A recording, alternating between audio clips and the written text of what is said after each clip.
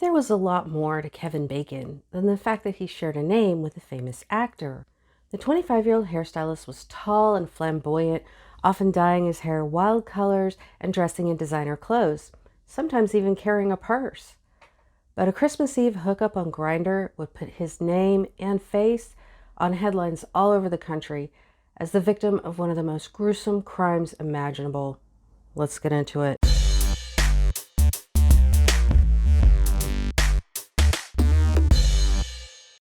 Hi, welcome to my channel. If you're new here, my name is Delaney, and I'm a true crime writer and all-around murder nerd. On this channel, I like to talk about some of the worst people on the planet, and I tend to cuss a lot. So if you're into that sort of thing, go ahead and subscribe. If not, that's cool. You do you. So let's get into one of the most shocking crimes to come out in 2020. In late 2019, Kevin Bacon was working as a hairstylist at JCPenney and studying psychology at the University of Michigan, Flint. In high school, he'd earned a scholarship to his dream college, Eastern Michigan University, but he couldn't afford the $200 housing deposit. So he went to the local community college for a while before dropping out and getting his cosmetology license. Friends and family say that was his true calling. He had loved doing hair ever since he was a teenager. Even though his father didn't really approve, he wanted Kevin to go into something more practical, like a trade. But as much as Kevin loved doing hair, he didn't love the low pay, and so he decided to go back to college, this time to the University of Michigan. His friends and family said he desperately wanted to get out of sleepy, small-town Swartz Creek, which is about 20 minutes southeast of Flint. He wanted to move to Chicago, where there was a bigger and more diverse gay community, but he was having trouble saving up the money to make the move. On top of that, he struggled with mental health issues, including depression, disordered eating, and self-harm. And in late 2019, Kevin was, by all accounts, at his lowest point. He'd been devastated by a recent breakup, and twice a friend had to drive him to a psychiatric hospital. He was lonely and vulnerable, and he went on Grindr looking for a distraction. On December 24th, 2019, Kevin finished his shift at work and met up with his mom and sister to do their hair. They said he was upset because someone he didn't want to see was coming to dinner that night, so he decided to skip it. Instead, that evening, he told his roommate he was going to meet up with a man he'd met on Grindr.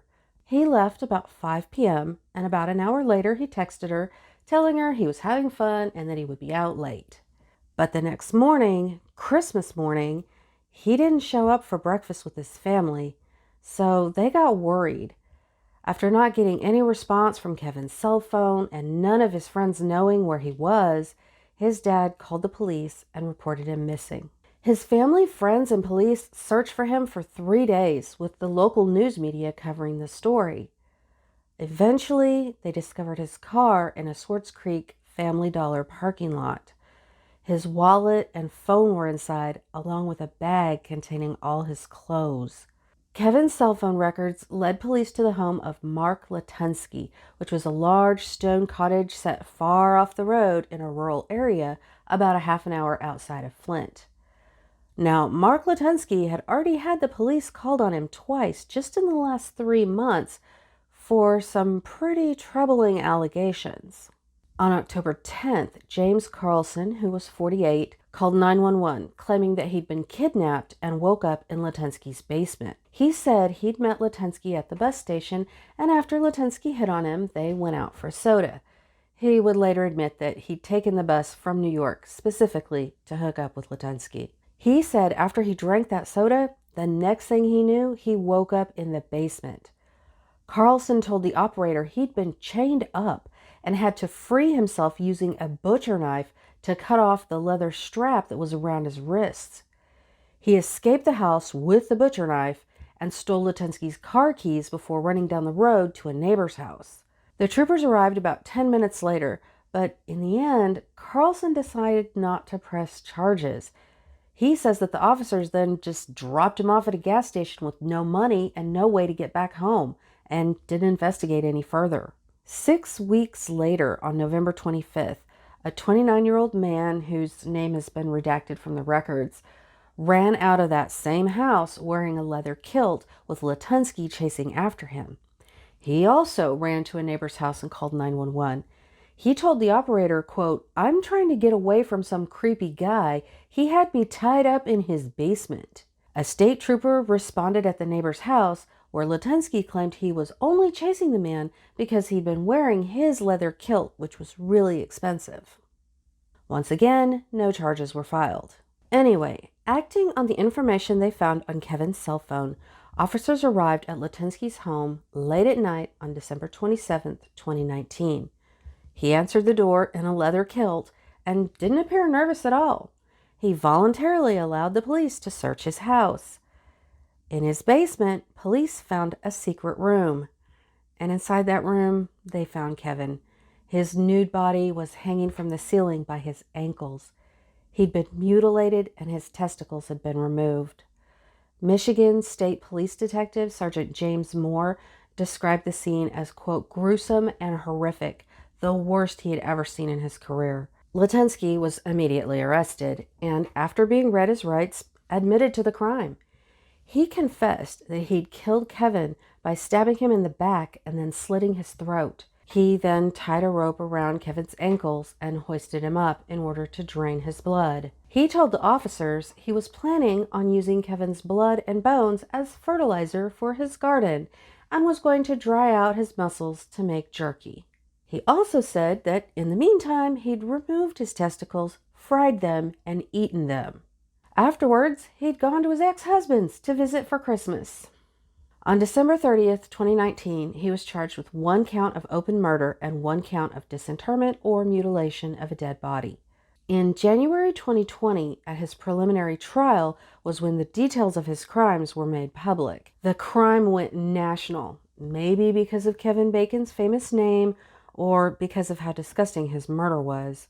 Anyway, at this preliminary trial, the judge approved a motion for Latunski to undergo psychiatric evaluation due to his long history of mental illness, which, yeah. Prior to 2010, Latunski had seemed to be a fairly normal, functioning member of society. He married a woman in 2001, and together they had 4 kids. He had a master's degree in chemistry and earned a 6-figure income at Dow Chemical. But at some point, his mental health began to slip. And according to his ex-wife, he began acting erratically, obsessively watching torture videos, and threatening the family pets. He was psychiatrically evaluated twice, in 2010 and 2012. He was diagnosed with severe, recurrent, and chronic major depression with psychotic features, adjustment disorder with depression and anxiety with paranoid schizophrenia, and borderline personality traits. That's a lot. But all of these conditions could be treated with medication, but his ex said he refused to take it.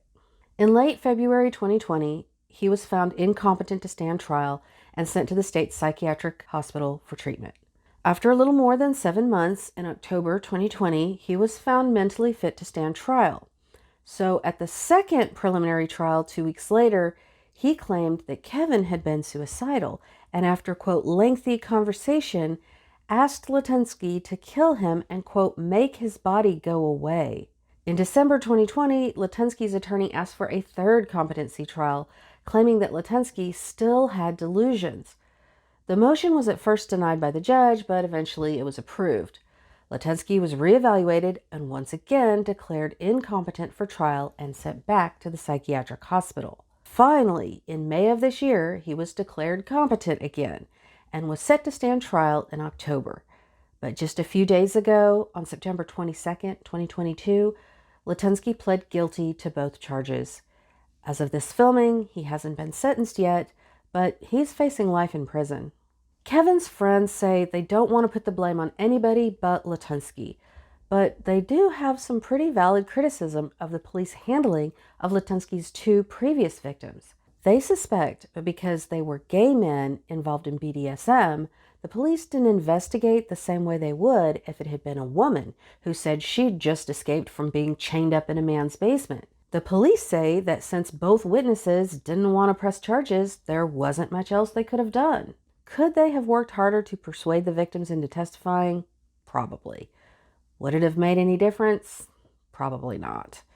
The most he could have been charged with was kidnapping, and there's no guarantee he would have been convicted or sentenced to any real time behind bars.